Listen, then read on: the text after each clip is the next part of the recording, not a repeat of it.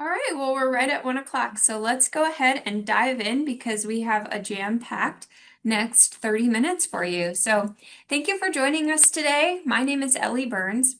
I'm a Senior Director of Nonprofit Relations with the Community Foundation of Greater Des Moines. And I'm excited to spend a little time this afternoon sharing some of the resources that are available through the Community Foundation in 2026. The mission of the Community Foundation of Greater Des Moines is to improve quality of life for all by promoting charitable giving, connecting donors with causes they care about, and providing leadership on important community issues. We are simply better together. And while the resources I'm sharing today are designed to support our thriving sector, this is just a snapshot. We recognize there are times we need to be nimble and responsive, and we welcome your ideas throughout the year if you feel that there are additional ways the Community Foundation can step in uniquely well. We are recording today's session. We will send a recording in a follow-up email to everyone who has registered. So when you get that, if you want to share with team members and partners with the sector, we would love it. If you have any questions as we go along, you can unmute and ask them. You can also put them in the chat box. I have a couple of team members that are monitoring that, and we'll be sure to either answer them for you in the moment or at the end. We'll have some time for Q&A as well. We're going to cover a lot of information, so we're going to go ahead and get started. For those who aren't familiar with the role of community foundations, they're designed to support the distinct needs of their community. Many foundations are established to support a specific organization or cause, but community foundations support the quality of life in their community. All things from arts and culture to trails and recreation to health and human services. Just like the Unity Point Foundation exists for the benefit of Unity Point Healthcare System, and the Iowa State Foundation exists for the benefit of Iowa State University, community foundations really exist for the benefit of the quality of life in their community. I'm going to ask Barb to just move on to the next slide if she could. The Community Foundation Impact Team is shown here. Angie Detlefs-Trenton is the Chief Community Impact Officer, and she helps to guide strategy for the Community Impact Team. Danny Patrick Valentine serves as the Senior Director of Community Impact. Danny oversees the leadership grant application process, represents the Community Foundation in community convenings, and in finding solutions for current community issues, and we call this community leadership. Sarah Cahill is our Community Impact Associate. Sarah manages the day-to-day logistics, systems, and processes for the Community Impact team. And Latisa Page, who isn't in this picture because she's our newest member of the team, is our executive assistant. She is the one that you'll want to connect with when scheduling a meeting with a member of our team. I thought it might be a good idea to start with our website's homepage because this is ultimately where you can access almost everything we're going to share today. Our web address is in the chat box, and odds are good that you're somewhat familiar with this as you're joining us today, but we've put it in there just in case. The majority of the resources that we're going to talk about appear in the drop box when you hover over the Nonprofit Resources tab. And the first one that will show up there is grant making. So we're going to start there. Grants through the Community Foundation's Better Together Fund invest in projects and programs that catalyze and challenge Des Moines to impact systems change and significantly impact community outcomes and opportunities. Grants through the Better Together Fund include leadership, capacity building, and strategic alignment grants. The Better Together Fund is an opportunity for all who love Greater Des Moines to invest in our community's most important initiatives, issues, and needs for generations to come. Think of it like the community's savings account. And from that, the Community Foundation awards grants to projects and initiatives throughout Greater Des Moines. We can't predict the future, but today, through the Better Together Fund, we can play a role in positioning our community for continued success. We have a short video here that we'll share with you that dives a little deeper into our grants.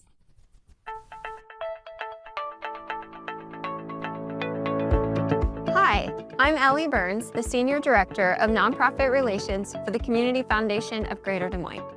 And I'm Danny Patrick Valentine, Senior Director of Community Impact. We're excited to share some information about the 2026 grant programs here at the Community Foundation. The Community Foundation offers 3 types of grants, which are made available through our Better Together funds. Let me tell you a little bit more about capacity building, strategic alignment, and leadership grants. Capacity building grants are available throughout the year and are designed to support organizational effectiveness in the areas of governance and management. Organizations who are looking to update their strategic plan, develop or refine a fund development plan, or engage in succession planning might find the capacity building grant to be an option. Strategic alignment grants provide funding for the exploration and/or implementation of strategic alignment strategies between 2 or more nonprofit organizations. This could mean developing a formal relationship around specific efforts or programs that leverage efficiency and effectiveness for individual organizations, or pooling resources to achieve outcomes that have social impact beyond one organization. Leadership grants are the largest grants awarded from the Community Foundation and are designed as opportunities to impact systems change and significantly influence community outcomes. In order to do that, we reviewed 22 community plans, and from the overlapping of those plans have identified 4 key areas this year where we are looking to improve the quality of life in Greater Des Moines. Those 4 priorities are expanding access to housing and transportation, advancing community health and resilience, fostering inclusive economic and workforce development, and cultivating a thriving and inclusive community. When applying for a leadership grant in either the fall or spring cycle, you'll be asked to speak to how your request will impact systems change and significantly advance work in one or more of the 4 priorities. You will also be asked to speak to and explain how the work fosters inclusive engagement and impact to improve quality of life for all in our community. If you have a project or initiative plan this year that meets these goals, applying for a leadership grant may be for you. You will need to meet with a member of the Community Impact Team prior to submitting a letter of intent each cycle, so please be sure to review the grant-making page on our website for deadline information and eligibility details. We are always happy to discuss whether your organizational need is right for any of these 3 grant opportunities. We look forward to connecting with you and finding ways we can continue supporting our vibrant nonprofit sector.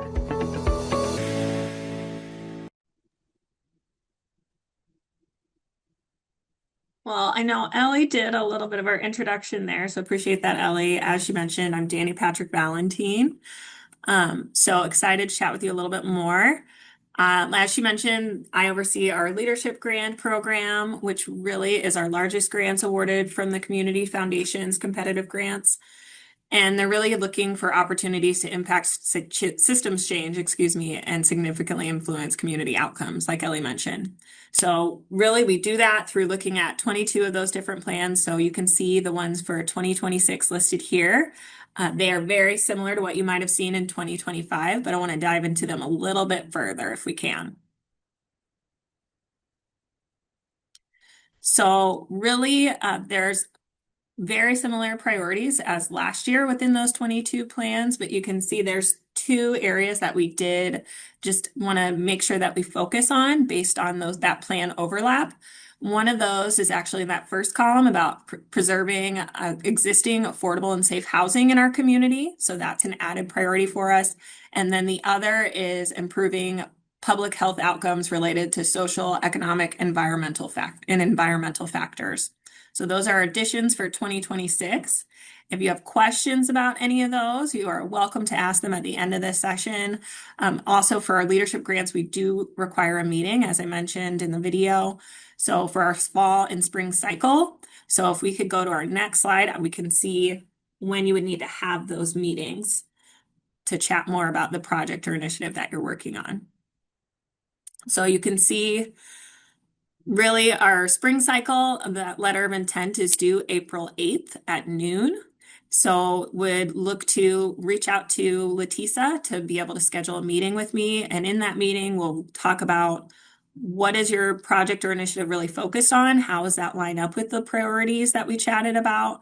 And then what are some tips and things that you may want to consider when making that letter of intent? And then we can talk about what that process looks like a little bit further. But that's really it. I will turn it back over to you at this point, Ellie, to go through a capacity building and strategic alignment grants. Awesome. Thank you so much, Danny. Yeah, so I just know that you heard some of this in the video, but I wanted to talk a little bit deeper about the capacity building grants and the strategic alignment grants and just give you some additional insight. Capacity building grants are available throughout the year. So unlike leadership grants where Danny just shared those letter of intent deadlines, there are no deadlines on capacity building grants. You can apply anytime throughout the year. The grant awards are up to $7,500. And examples of things that are well aligned to capacity building grant dollars are things like strategic planning, maybe a fund development plan or a succession plan development. Really, capacity building grants are often awarded to organizations who would like to bring in a consultant to work with the organization on one of these areas of governance or management. The consultant database is a great tool for organizations who don't have a consultant selected. And once the organization selects a consultant and has the consultant's work plan, then they're ready to submit a capacity building grant. There are a few things that aren't a good fit for capacity building grants. Those include things like ongoing annual operating and program expenses, capital infrastructure projects, so think brick and mortar, sectarian religious programs that promote a particular faith, and tactical items like hardware, equipment, collateral materials, donor management software, or website development. The strategic alignment grants are similar in that there's no deadline in applying for these. They're available throughout the year, but a little bit different in what they're really intended to support. These grants are designed to help organizations explore or implement shared staffing, maybe facilitate dialogue between multiple boards who are considering a merger, or to support collective planning or assessment among multiple partners who might be seeking to address a community issue. An example of a strategic alignment grant that we've awarded a few years ago now actually ended in the merger between Youth Homes of Mid-America and Youth Emergency Services and Shelters, and now that organization is called Ellipsis. The Community Foundation provided funds through the Strategic Alignment Grant to explore whether or not the merger was the right thing for these organizations. As Danny mentioned, and we said in the video, we are really here to be a partner in elevating your ask. We're not the decision makers on these grants. So anytime that you have a question or want to chat with us about whether or not your project or program is the right fit, we would love to meet with you. You can just email or reach out to Letisa and she'll get some time on our calendars. But we're always happy to have a conversation and see if our grants are a fit. If our grants are not the right fit, and your organization's need doesn't align with our funding that's available, you might consider listing your ask on our online giving platform, which is GiveDSM. GiveDSM is a way that is an online resource that provides the opportunity to learn about needs and opportunities of our community and offer support to organizations whose needs match donor interest. Organizations can register on the site, and then once they're approved, they can list a campaign. Whether it's ongoing support, a timely need, or a capital campaign, the organization has the opportunity to share an image and a description along with a campaign goal, like you can see here in the picture. The Community Foundation promotes GiveDSM every chance we get, and we love to have a variety of needs listed on the site. So if you don't already have something listed, please consider posting soon. And I think that we've put the link there in the chat so you can learn more at givedsm.org. At the end of 2023, the Community Foundation adopted a new strategic plan that highlights the important role we play in strengthening the nonprofit sector. We're focused on building current and future nonprofit leadership at the staff and board level, provide training opportunities that focus on tactical skill development, and support strategic alignment and collaboration. In 2025, we hosted about 18 different trainings, and we had over 500 people attend. Some of our trainings are available online in an on-demand sort of format. This could include the videos and handouts that we use in our onboard training, recordings from last year's Ask an Expert series, as well as a recording on the session that we offered on the new tax laws that were new in 2025. We have a video and some handout resources around So You Want to Start a Nonprofit. So if you're thinking about starting a nonprofit, that's a good place to go. And then finally, we have something that we launched at the end of last year, an endowment toolkit. And my colleague Katie is going to talk about that more later in the presentation. We currently have a few training and learning opportunities available on our events page, and we will definitely have more throughout the year. We try to be nimble in scheduling so we can be sure to respond to opportunities when they arise. For example, last year's Ask an Expert series was launched after the executive orders that came about in early 2025 and sort of left nonprofits in this state of uncertainty about what was coming next. So, as I mentioned earlier, if there's ever something that you think we should or could be offering training on, we would love it if you would reach out. We're always happy to explore and facilitate when it seems like we're the right organization to elevate a topic. Colleague Connect is another resource I wanted to share. This is a series of conversation and networking groups that are in a fun, informal, and confidential setting. The content of the meeting could include a roundtable discussion, idea sharing, a podcast, a speaker. Group members and staff are committed to creating a confidential space for these peer groups to share resources, discuss insights, troubleshoot challenges, you name it. There's no cost to participate, and as a member, you'll receive calendar invitations to every month's meeting. They're a come when you can sort of group, and we just ask that in order to maintain the authenticity and confidentiality of the group, only nonprofit professionals attend these Colleague Connect sessions. You can see that we have a various amount and various different Colleague Connect groups that meet each month. So if you're interested in participating in any of the conversations, you can register on our website, and I see that the link is there in the chat too. You'll find the information under the Nonprofit Resources tab if you go to our website. It's just a really great way to build connections with peers in the sector, and we would love to see you at one or all of the groups in the future. For Impact Leaders is our nonprofit leadership cohort, and we're excited that we're launching year 4 last month in January. For Impact Leaders is seeking to develop a community of leaders and colleagues who collaborate, celebrate, and support one another as we collectively seek to continue to develop a vibrant, healthy, and innovative For Impact sector. I could talk about For Impact Leaders and the impact of the program, but I'm going to go ahead and let you watch this video and hear about the program from the 2025 participants.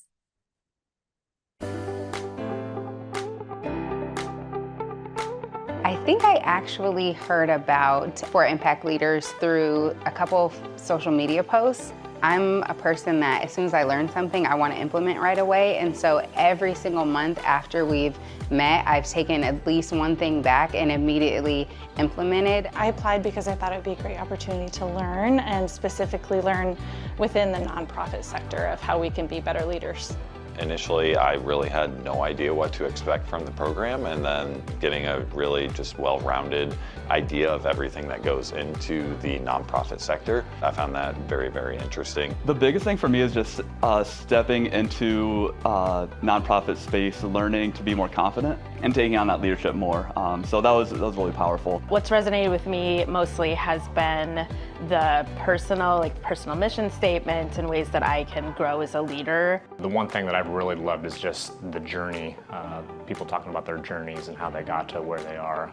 I just find that so fascinating, knowing the different walks of life and what brings people to do what they do.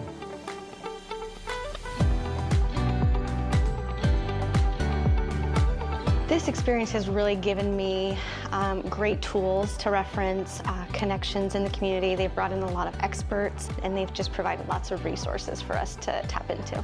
Just the understanding the ins and outs of how nonprofits work was huge for me, because I came from teaching in public school to the nonprofit sector. Yeah, it just really makes me want to give back more to this community that I call home.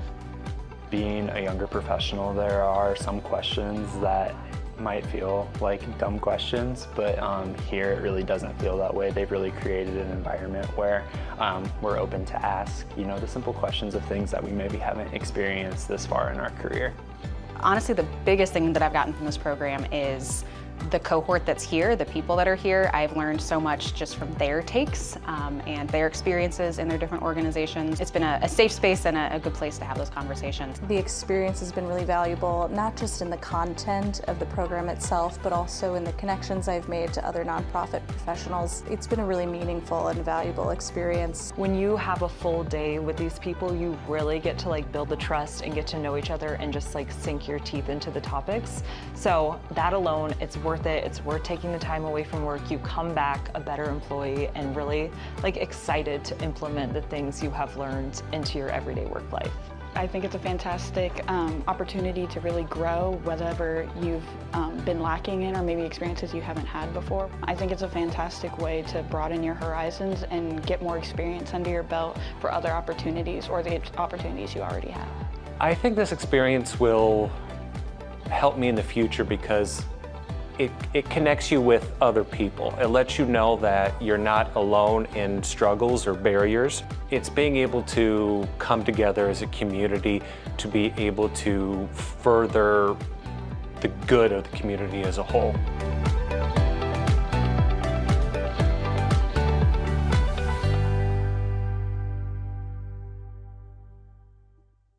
So thank you to our 2025 participants for that awesome video and the words that they had to share about the program. You can tell that they really enjoyed their time and we really enjoyed having them. If you're wondering whether or not you or one of your team members might be the right fit for a Future for Impact Leaders cohort, we will have a more in-depth information session in the spring, kind of coincides when applications become available. I would say if you're considering applying, I'd start the conversation with your ED or board chair now to sort of set that stage. So when we talk about being better together, we mean it in every sense of the word, and our charitable giving team is a wonderful partner. They have a plethora of resources as well. So I'm going to invite my colleague Katie, who's always willing to come alongside an organization and help them understand or establish endowment funds or accept complex gifts, to come in and just share a few of the resources that they have available. Thanks, Katie. Sure. Thank you, Ellie. As Ellie mentioned, my name is Katie Dre. I sit on our charitable giving team. I'm a senior charitable giving advisor. And as Ellie has mentioned, and similar to what you continue to hear from my colleagues on the community impact team, a top priority of the charitable giving team is really to serve as a trusted resource and partner to the nonprofit sector, particularly when it comes to charitable giving strategies and endowment stewardship.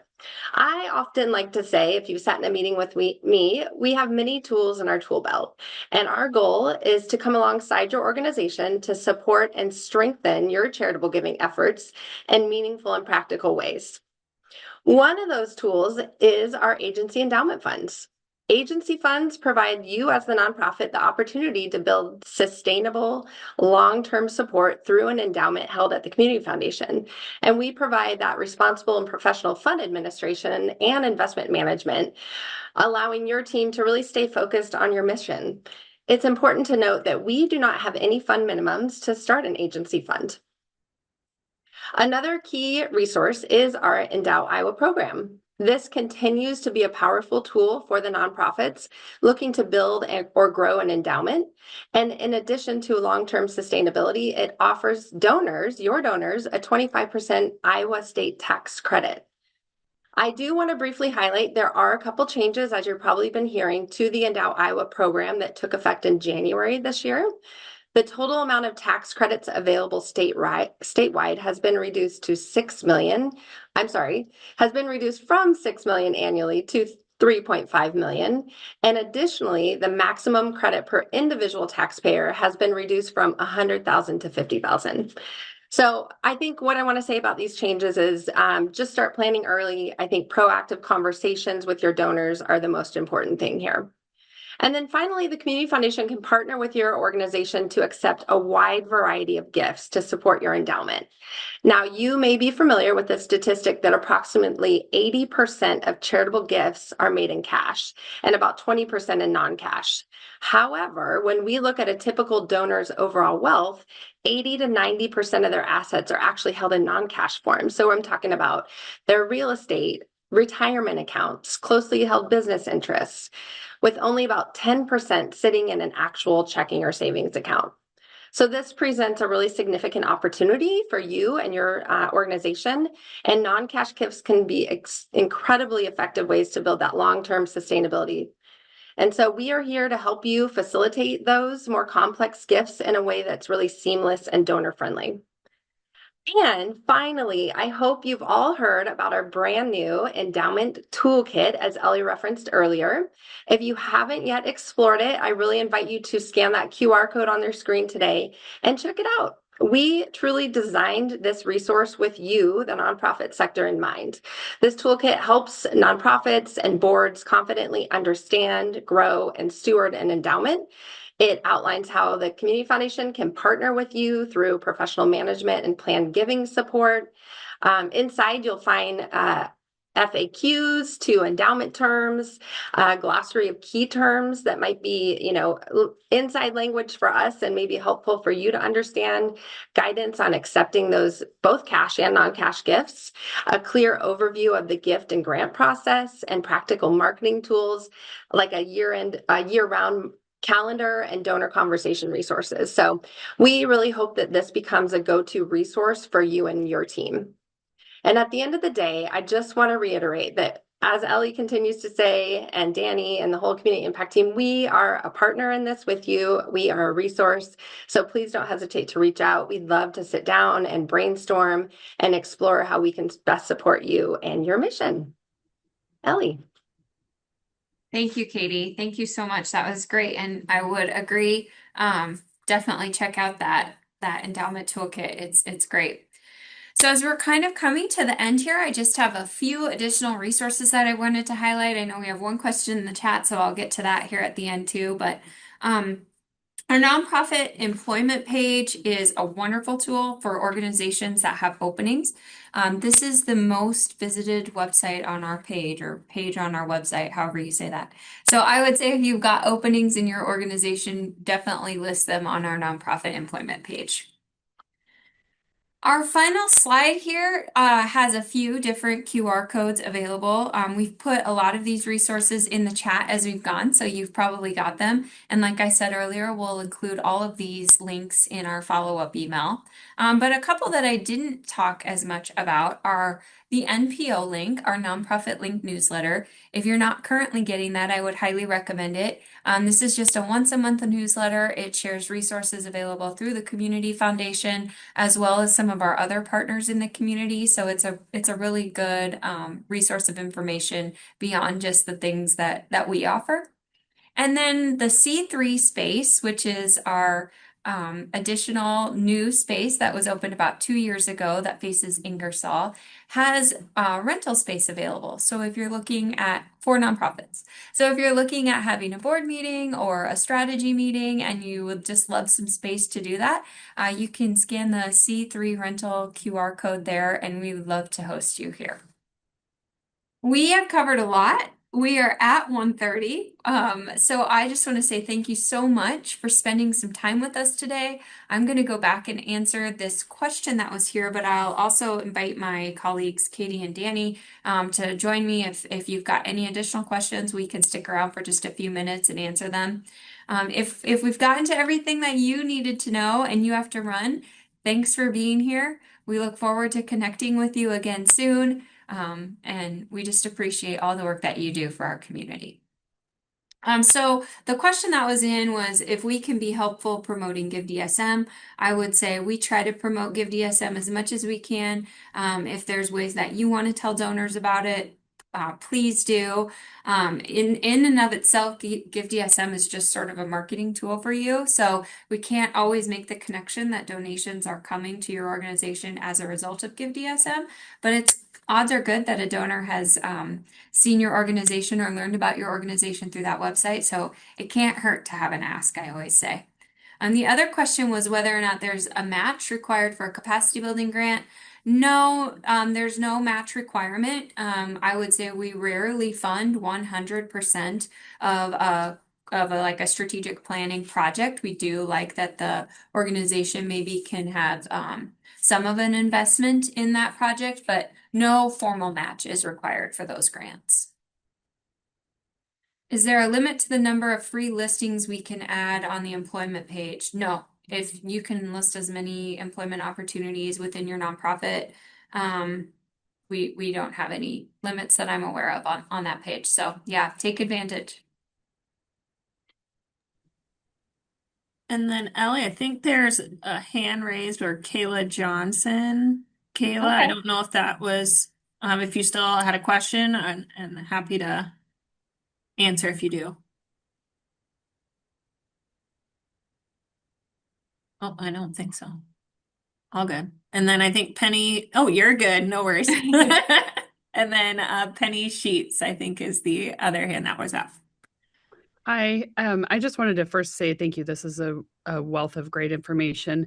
And I did miss the first few minutes, so I apologize if I missed this information, but I'm actually down in Decatur County, which are we in a space where we could be utilizing these services, or are we outside of your scope? That's a great question, Penny. And full disclosure, I don't know where Decatur County is, but I We're would about as say, south central as you get, but okay, a lot of our people, we serve cancer patients, and a lot of them go to Des Moines, which is one of the closest resources, like if they have to get radiation. So sure. that's what we're just kind of learning about the resources we haven't been tapping into for 10 years. Yeah, And yeah. but before I really dig in, I wanted to understand if we would actually be able to potentially benefit from this information. Absolutely.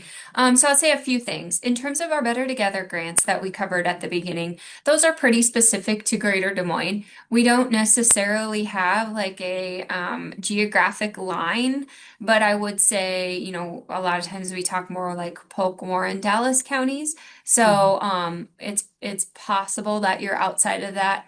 We're happy to have a offline conversation and dive in deeper if you want. We have occasionally funded, statewide organizations that can really tell the story of their impact in Greater Des Moines. So happy to chat more about that. But for this purpose and for the majority of the people on the call, I would say we're generally Greater Des Moines focused for grants.